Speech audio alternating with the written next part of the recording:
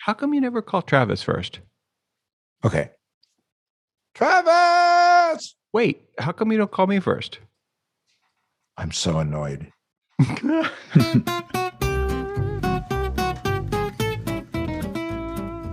What do you want? What's up? All right. So QR codes, right? You guys know about 'em. QR codes. Hate them. Yep. We've written articles about QR codes. We know that during COVID, a lot of restaurants using QR codes keep people safe, not having to handle menus. We know that in a lot of cities, they now do QR codes on parking machines and things like that, meters. Wait, what's that? I haven't heard about that. Travis, you were telling us a story recently about it. Yeah, there's a scam going around where someone's been putting fake QR codes, or not fake QR codes, but QR codes on parking meters that redirects people to malware. And then so when they see it, they think it's it's something associated with like a parking meter app or what have you. Seriously, QR codes are incredibly problematic. I've never understood the concept. Well, I get it. But the fact is, you point your phone at something that is, by its very nature, cryptic, right? Right. You have no idea where it's going to take you. And it causes your device to go do something. It could cause your device to do anything. Yeah, and anyone can print one out.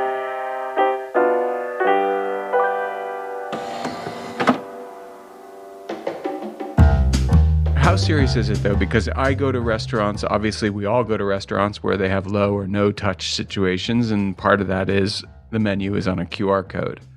But it is a leap of faith. You're right. You go to a restaurant, you point your camera, your phone, whatever, at this thing. It says, happy to open it in whatever the browser is, usually Chrome. Yeah. You open it and there's a menu. But what if there isn't a menu? What if you think there's a menu, but you are actually on the menu? Yeah, or also there could be a menu and malware. It doesn't mean, just because there's, the thing that you're expecting is there, doesn't mean there's something you're not expecting also there. Well, I personally, when I go to a restaurant and they have a QR code, I just claim that I don't understand the technology and can they please give me a real menu? Yeah, even if it's a legit menu at a restaurant, even if the QR code wasn't put there by a scammer, you still don't know the privacy policy of the website you're going to. It could be tracking your location. It could be setting cookies on your device. There's no way of knowing just by looking at a QR code. And I would imagine also that manufacturer, the company generating the QR codes, you also don't know, and they also could be putting some sort of tag on their product that is traceable. It's totally possible, isn't it? Yeah. Yet another wonderful thing that supposedly makes life more convenient and doesn't really, if it happens to be somebody who wants to inconvenience you. Well, just remember, it's the whole clash between security and convenience, and convenience, unfortunately, tends to win out often. For me, convenience versus security is nowhere more obvious than in password use management. The answer you get when somebody uses their password as their wife's name or something, and you say, "Well, why'd you do that?"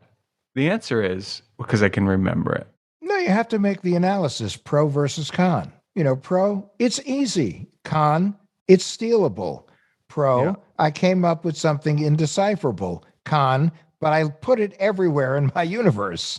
But it also is risk versus reward. The risk that you're willing to take, and I don't know, maybe that's why I live in the woods, and my only friends are coyotes and squirrels. But the I don't like to take those risks. I don't. And I would prefer not to have the quick menu or the immediate gratification if it also means that I'm going to spend the next 3 days on the phone trying to figure out whether or not I got hacked. Well, there's no question, coming from a man who basically roasts his almonds and then dumps oil all over them. No, you do sometimes take the long road. I don't dump the oil, I pour Although it. I've seen you simply eat a pat of butter, directly. And I go, don't you want to put it on something? It's true. But anyway. It's true. Welcome to What the Hack, a show about hackers, scammers, and the people they go after. I'm Adam Levin, cyber revolutionary. I'm Bo Friedlander, cybersecurity cat. And I'm Travis Taylor, cyber reactionary. And today we're talking to Brian Fennimore, who got into some trouble reusing passwords. Interestingly enough, I was with Brian's brother and sister-in-law in Los Angeles this weekend. Oh.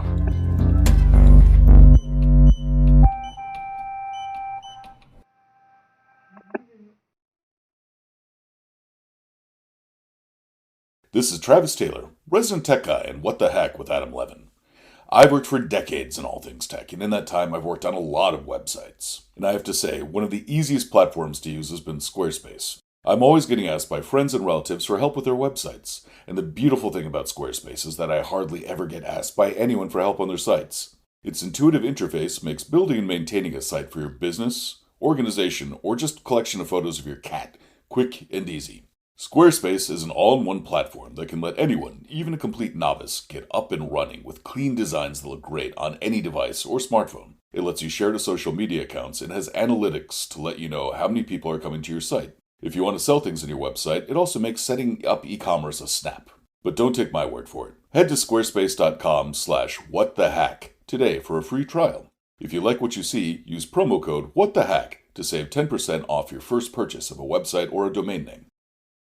Bo, Travis, and I created What the Heck with Adam Levin to share stories and provide the tips and tools necessary to better protect you, your family, and the nest egg you work so hard to build in a world filled with scammers, phishers, and identity thieves who are working around the clock to take it away.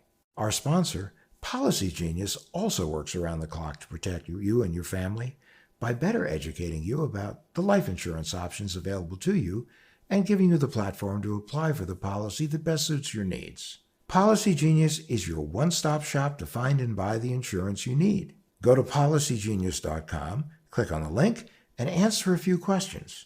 In minutes, you can compare personalized quotes from top companies to find your lowest price. You could save 50% or more on life insurance by comparing quotes with Policy Genius.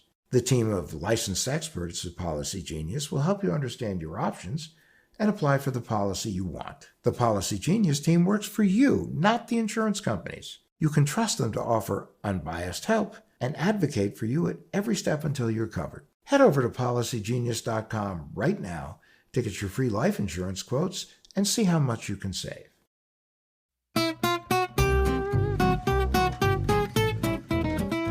Oh, there he is. All right, how's that? Oh, much better. So Brian, you're the younger, handsomer brother or the older, handsomer brother? So we have two cousins in the family, similar, older brother, younger brother. Every family event, when I see them, they come up and they say, "Are you the smart one or the handsome one?" I was just with your brother. Is he younger or are you older or younger? He's older. He's got 5 years on me. Oh, okay. Yep. So Brian, you're a GQ model? It's clear you are, but so how long have you been a GQ model? Oh, I know. It's my favorite thing on earth is to talk to GQ models who have been hacked. Gosh.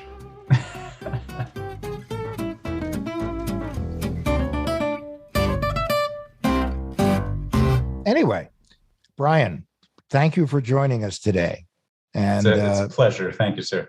I am Adam. I know you by way of your brother and your sister-in-law. This is Bo, who we know by way of his Hollywood presence. Brian, very nice to see you today. Likewise. And Travis, who has a voice 2 octaves lower than the Lord's. Indeed. We're delighted to have you, and we hear that you got a pretty interesting story, and it involves password protocols. So, but before we do all that, it's always fun for us to kind of get to know you as you. So, where are you coming from right now? Well, I'm geographically in Leesburg, Virginia. By profession, I work in information security, and somehow I've made it my career to help modernize technology for large organizations, help out with cloud migrations, and really help infosec organizations try to keep pace with a DevOps type of cadence. Prioritize real world risk, balance that with regulatory controls and documented risk. And it's been pretty good so far. It's brought me into a lot of really interesting scenarios. I've been very fortunate to work with some brilliant people who were very willing to teach me from their experiences. And I feel like I'm at the phase in my career where I'm paying that forward to the next generation as well. I have two questions for you. The first is just for our listeners who may not know what DevOps are. So can you tell us in sort of plain English what DevOps involves? So the term DevOps is derived from a combination of development and operations. So in traditional information technologies organizations, there would be a group that creates the information systems that we're using, and then there would be a group that maintains them day to day, is responsible for installing them, deploying them. Now, are these databases, email, what is it? Everything? Everything under the sun. An information system is any collection of computers, servers, or services. If you go to a website, it could have a backend database, some sort of a data store, stateful or stateless. And essentially, in the old days, it was a collection of physical machines in a data center. And now with cloud, it's more becoming a representation of software. So my role is and has always been to keep the bad people out of the information systems through whatever means necessary. And that's the infosec or information security part. Yes, absolutely. And then the DevOps component was really, it was a modernization or a refresh into how we manage those services. And it shortened the bridge between that operational team and the development team. And it allowed the developers to get closer to the systems that were essentially their babies. The developers create these pieces of technology. They live in the real world. And there were different people responsible for maintaining uptime or availability of those systems. And so by bringing the developers closer to those systems, it gets them closer to the forefront to see the problems. And the faster they can see the problems and understand them, the faster they can get a solution deployed. And so one of the scary things at a previous company where we implemented DevOps, we were performing thousands of production deployments a day. So we were touching cache generating systems. We were touching them thousands of times per day in order to fix some sort of bug. It could be adding a new feature. It could be fixing a bug that we were seeing. And so the DevOps methodology is about moving very, very fast. And then if you're moving very fast, chances are you're going to fail at some point. So there's the cultural side of learning to embrace that failure. And then there's the tactical side of learning to, it's called fail fast a lot within the industry, but it's learning to embrace that failure and then very quickly move into a solution and get that solution implemented as quickly as possible. Got it. Travis? Yes. Is there any reason why I'm understanding this? Must be that Brian's good at explaining it. I don't know. But this is also sort of your world of fascination, no? Yeah, most definitely. I think one question I have for you too is you mentioned the cloud before, and obviously there's headlines I think every week about some massive cloud breach of some sort. And I'm wondering, is there one specific platform or technology that you found to be markedly more secure than others, or is it all just sort of do each of them just come with their own set of vulnerabilities? That is definitely a loaded question. And what I heard... Love the loaded question. What I heard was which cloud platform amongst the big three with AWS, GCP, and Azure, which would be the most secure to use? That's so unfair, Travis. It's what he does for a living. I'm trying to get some dirt. Two answers, right? So one, I would choose the most mature. Mm-hmm. Most mature as in like Adam, or the most mature like me emotionally? Loaded questions all over the place. Well, the answer is definitely not going to help because the answer is the oldest. Okay, so That'd Adam be wins. me. Sorry, Adam. The longer that they've been around, the more likely that they have encountered failures more often. And the more likely they're going to be doing something about it. And a wonderful example. Some things have encountered failures more often. Some of us, sorry. Go ahead. Oh, Adam. Well, a good example of that was the recent breach of Capital One. There was an AWS function, which is, in my experience, because of the name, they call it AWS Now, for people, roles. wait, I just got to break in. For people who are listening to Travis and Brian going on the trip in the light fantastic, AWS stands for Amazon Web Services. And it just is a place that it's a cloud service where a lot of companies, many of which you do have business with, they actually exist, yeah, digitally. That's where they reside on AWS, no? Most entities, especially a lot of startups coming out, predominantly are running on AWS. GCP has begun capturing a lot of the hearts and minds. And I think GCP really has an opportunity to look at what's working well with AWS and to start to build on it. Azure has tremendous potential as well. And that. But I just was trying to clarify what AWS was. So let's go. So now that I've diverted you and everybody gets that AWS is AWS, you were telling Travis something super interesting about how AWS actually is terrible and no one should use it. And Jeff Bezos is paying particular attention to this. Right yes, now. listen, everyone's listening. I would say the ultimate answer, Travis, is when you're moving into public cloud, you get the security that you bring with you. Right. A professional can secure Azure, GCP, or AWS to within acceptable risk levels, and a inexperienced person can bring a lot of insecurity with all three platforms as well. It's a shared responsibility model when it comes to risk management and security, and you really get what you bring with you. That makes sense. But you see a lot of situations where people go, well, it was the cloud provider's fault. And it goes, whoa. Wait a minute. The business bears responsibility for securing data. These services are potentially could create a lot of problems if they're not used correctly. And I'm not advocating for guns or cloud-based cloud servers, but it does have to do with, even at the high level of work that you do, there's still this fast fail, there's still the potential for human error. Human error is baked into the process, and no amount of system building or design is going to stop it, it sounds like to me. Is that right, Brian?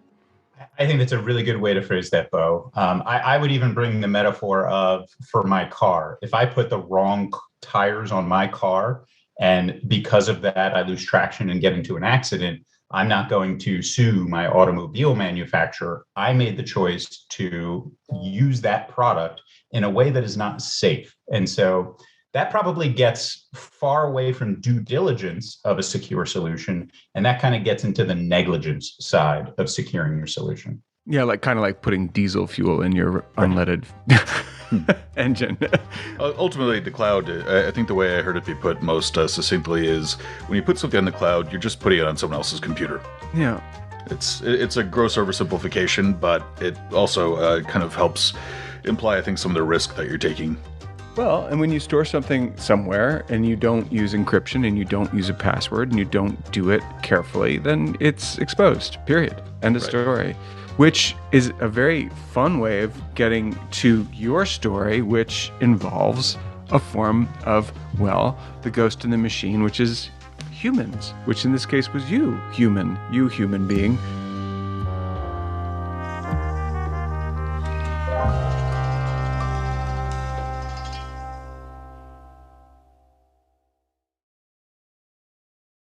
Today's episode, it's sponsored by Honey. It's a shopping tool that scours the internet for promo tools and applies the best ones to your cart when it finds them. For me, I just bought some rubber shoes so that I could walk around in the mud more comfortably. And I went to a site and they asked me if I had a promo code, and I did. But it was because I wrote it down and I had to type it out. Well, Honey does all that work for you. It even finds it. So has Honey saved you money? Honey? Yeah, Honey saves you money. That's the thing. They support over 30,000 stores online. Travis, How does this stuff work? Is it really invasive or is it pretty chill on the privacy front? On the privacy front, they're great. Their privacy policy says just outright that they will never collect and sell your data, which is great to have it be listed that in such basic and simple terms. But their revenue model does not depend on collecting your data like a lot of other services do. So their bona fides for privacy are great. Honey has found its over 17 million members, over $2 billion in savings. If you don't have Honey already, you could be really missing out. It's literally free. It installs in a few seconds. And by getting it, you'll be doing yourself a solid and supporting our podcast. Get Honey for free at joinhoney.com/WTH. That's joinhoney.com/WTH. What happened to you, my human friend? Long ago, in the days when I was still attending college, I had a Hotmail account. And when everyone had a Hotmail account? Yes, right around that time. I'm not going to give the exact date, but it was before the millennium. Yes, before the millennium. 1966, and you're actually Jason Bourne, and you've been on the internet before we even knew what it was. I like the setting. I'll take it. I can't remember anything that happened before 2 weeks ago. So essentially, I went to log in to my Hotmail account, catch up with my friends, and couldn't log in. Contacted, I can't remember if Hotmail was a part of Microsoft at the time or not, but I contacted them. I was able to gain access. And as I'm going through my inbox, I see all these emails. The ones that caught my eye the most, and they all look kind of odd. Somebody was conducting business with my email account, so it was clear it had been compromised. But the ones that caught my eye were from eBay, and they were legitimate emails from eBay, from my eBay account. And of course, I had the same email address as an ID, and I had the same password on both accounts. But Whoa. Go on. Did you just say that you had the same username and the same password at eBay and Hotmail? I heard you asking before, man. I hear you asking now, but I can't do that. Yes, and this would be a good time to talk about the concept of blameless postmortems, Bo. No, this is also the time. This is a no shame zone, but you're Jason Bourne. music. You're Dun, Jason dun, dun, Bourne. dun. Okay. Don't you just take the past and put it in a room in the basement and lock the door and never go in there? Keep going. And by the way, touche. So, absolute mistake. And it was a trivial password, right? Not as trivial as... But I do have to, not rubbing it in here at all. Point taken. At this point in your life, you had no role. You weren't doing infosec. You were a student, correct? Oh, yeah. I was a physics major and a mathematics major, and I knew enough about computers at the time to check my email. Gotcha. Sometimes, when my password worked. Okay. But, the eBay transactions, I started investigating them, and they were for small electronic devices. We didn't really have cell phones, so they were sort of like PDAs, personal data assistants, some earlier versions of cell phones, and they were all being shipped to an address in Nigeria.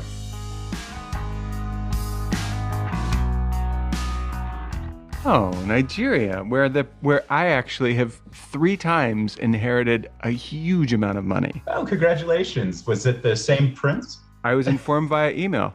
A prince, yeah. I'm actually a little Nigerian, I guess, because I'm related to a prince from Nigeria who's died 3 times, so he's also maybe a cat. It may have been, those may have been sourcing from the same location as where those electronics were being shipped. It's highly possible. But I was able to get in and reset the eBay password. I never found out if the items actually shipped or not, but the lesson that I learned was password diversity, I would call it, and avoiding password reuse, which is exactly what it sounds like. It's using the same credential at multiple services, multiple sites. All right, Brian. So are you aware of some other password-related scams when you weren't, saving the world as part of Treadstone? Thanks, Adam. I appreciate that. I am, and this one's a little bit scary. And I don't like to encourage fear or uncertainty or doubt, but it really is a scary situation. A really good friend, close colleague of mine, they have a home security system with smart cameras, and those smart cameras, we're all fairly familiar with that setup. You set a username and password. You can look at the video activity, get alerts on if there's motion, things like that. And he had the whole house wired with them. So yes, very, very trusted technology within the home. Okay. And unfortunately, one night, they heard talking coming out of the microphone.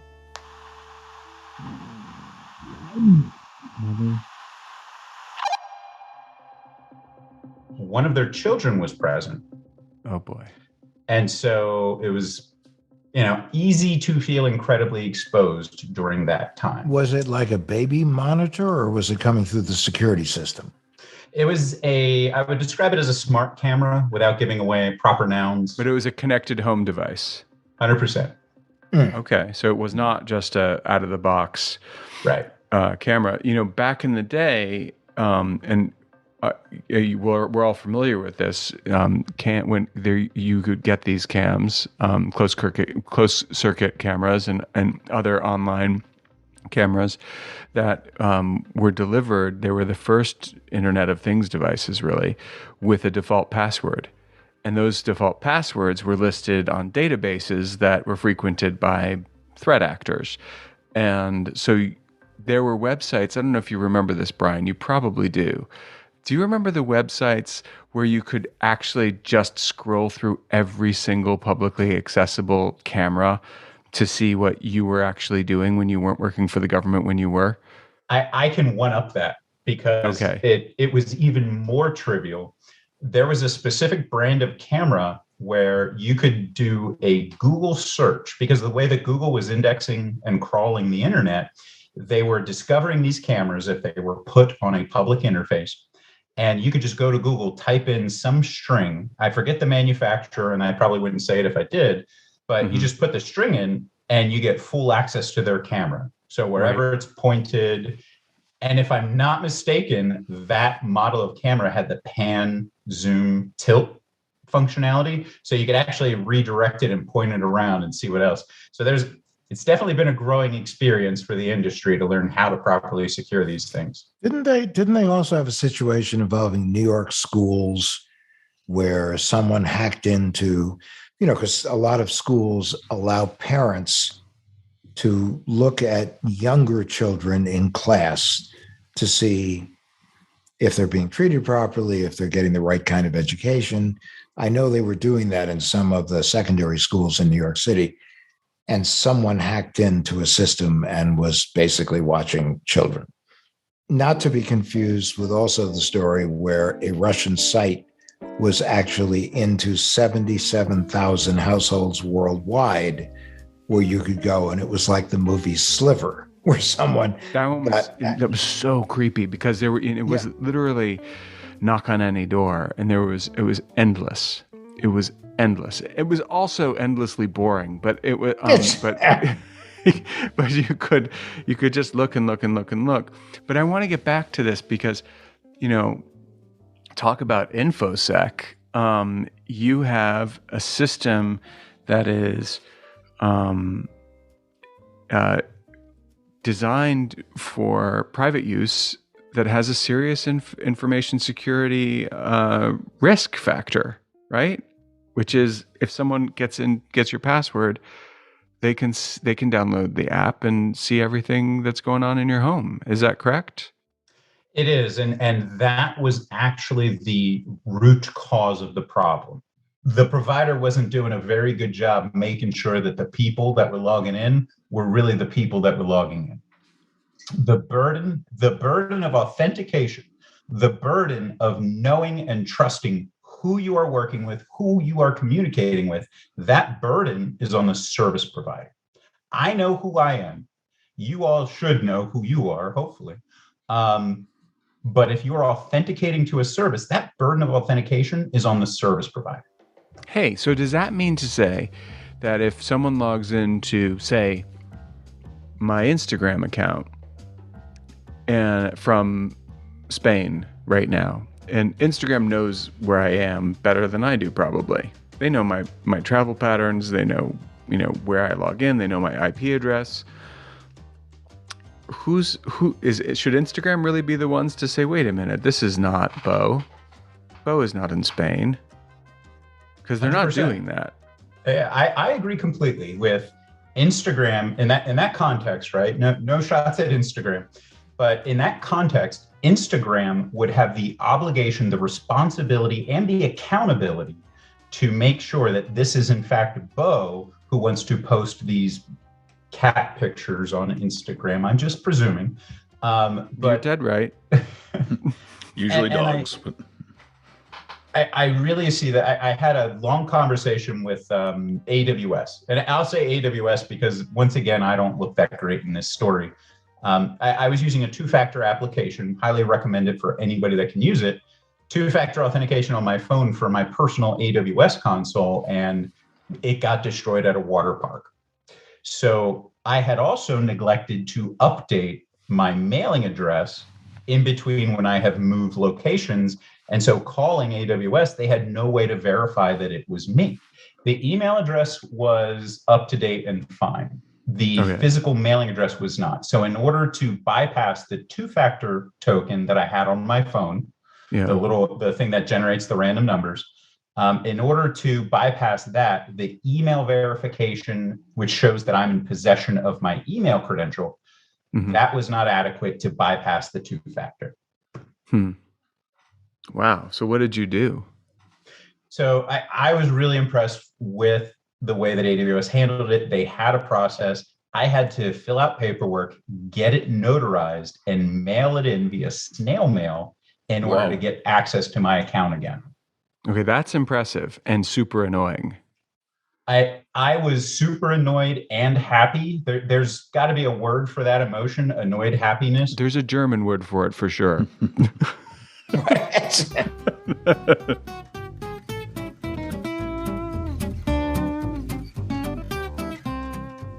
Well, to take us all the way back to the late 90s again, in terms of your password compromise, one thing I'm sort of wondering about is right now there's a huge cottage industry for selling just databases full of compromised passwords and logins and the like. I don't think that was the case when your email password was compromised. So how do you think that happened? Great question. Thanks for bringing that up. So just a week before the compromise, I had logged on to a very small website to buy some very old candy. Some friends and I were sitting around like reminiscing as college students do. And it was sort of like, they were like fizzy candies that do something. I don't remember. We had them as kids. I remember those fizzy candies. The Hot Rocks or whatever they call them. Yeah. They were good. I don't know if it was worth the compromise, but sometimes when you get the munchies, you just need to go for it. So logged into the website, they require you to set up an account. They require you to set up a password. And my bad habit extended to that. So same username, same Hotmail email address, same poorly conceived password. And I highly suspect that small shop was not properly secured. And, just because it happened afterward, it doesn't necessarily mean that it caused it, but it's a little too strong of a coincidence. But it's a great segue into something that Adam had said, where it was how secure you are. No matter how secure you are only as secure as the services that you are using, right? It's like dating in high school. If you get mono, it's because the people you're dating probably had mono. And so if you are using different services on the internet, your security level is reduced to the weakest point in the chain. And that could certainly segue into a deep conversation about supply chain risk, but I won't tug on that particular thread. Or why I never dated anyone in high school. Oh, come on. That's not why. But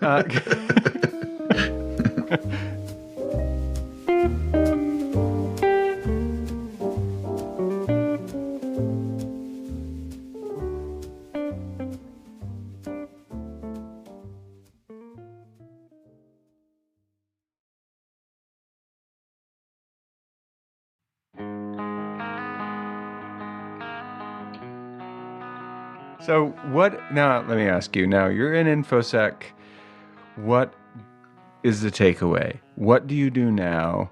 And what does more importantly, your friend who had that horrible experience, what are their what's the password hygiene like now? Good. And the root cause from my colleague's situation was also a common password that was used on multiple sites. Yeah. So similar root cause. QWERTY. Yeah. So to counter that, my recommendation to, I'm kind of the IT sysad guy within the family. Most of us that work in IT or close to it become that. And my recommendation is come up with two portions of your password, at least two. One should be fairly complicated, but trivial for you to remember. Not attached to anything personal to you. Don't use the last four of your social or your favorite pet's name. There's a very famous internet comic on XKCD where he talks about password complexity. And I think he uses battery horse stapler. And he goes into how it's very difficult to compromise that type of password as opposed to something with uppercase, lowercase, special characters. And I won't go too far into that, but come up with a string that you use and you easily remember that's strong, and then come up with some sort of a mnemonic or memory device for the specific service, and then combine those two things. Brian, Travis, Adam, Squirrel. I mean, but it is the 3-word strategy that, Travis, you're always banging on about. Yep. This was great. We really appreciate you sharing your story with us, sharing insights with us. And, I think it was a very beneficial opportunity for a lot of people listening in to, learn. And sometimes it doesn't matter how professional you are, the smallest thing can bring you down. So to Brian, we do thank you. And we look forward to having you back on again. Well, thank you, Adam, Bo, and Travis. It was a delightfully stimulating conversation. Great. Thank you so much. Thank you, Brian. And please, if you could just send me some of the passports you're not using anymore, I'd really appreciate it. Yeah, he loved it. He loved the one that you were using in Prague. It was very impressive. Yeah. I just want some fizzy candy. That sounds good.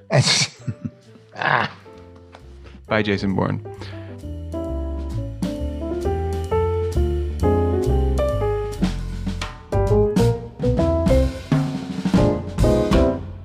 So listen, if you like What the Hack with Adam Levin, keep listening. Download it every week. We're here every week. And you can really help people find the show by doing a few things. One of them is writing a review. But if you don't have time, Adam, what else can they do? Give us 5 stars. And we're available wherever you get your podcasts. What the Hack with Adam Levin is a production of Loud Tree Media. It's produced by Andrew Stephen, the man with 2 first names. You can find us online at loudtreemedia.com and on Instagram, Twitter, and Facebook at Adam K. Levin.